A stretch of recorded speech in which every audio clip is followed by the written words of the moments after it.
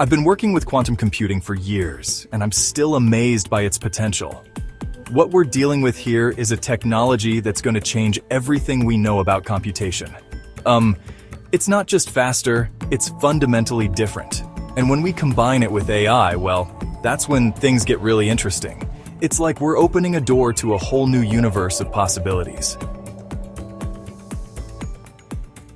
Now, the interesting thing about quantum computing is that it's based on quantum mechanics. So, instead of classical bits that are either 0 or 1, we've got qubits. And qubits can be in multiple states at once, which is called superposition.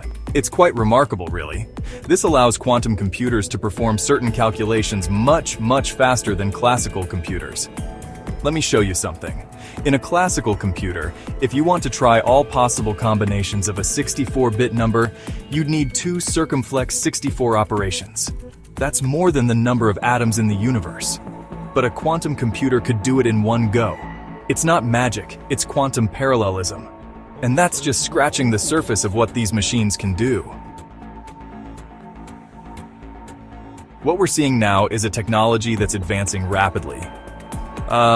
Companies like IBM, Google, they're making huge strides. We're seeing quantum computers with more and more qubits, better error correction, and even quantum cloud services. It's quite astonishing to see how far we've come in such a short time. Now, the interesting thing is what this means for the future. Quantum computers could revolutionize fields like cryptography, drug discovery, financial modeling. They could simulate quantum systems that are impossible to model classically. It's not just about speed, it's about solving problems we couldn't even approach before. We're talking about a paradigm shift in computational power.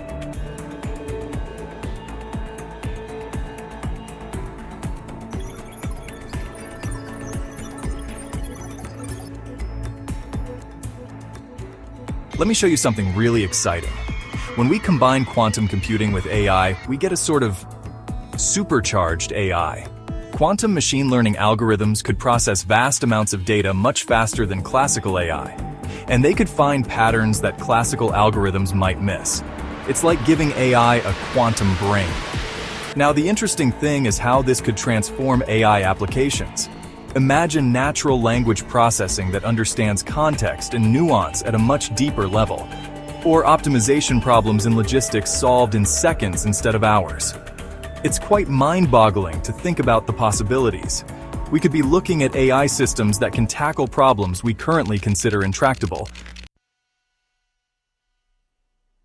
So what we're dealing with here is a technology with enormous potential, but also significant challenges.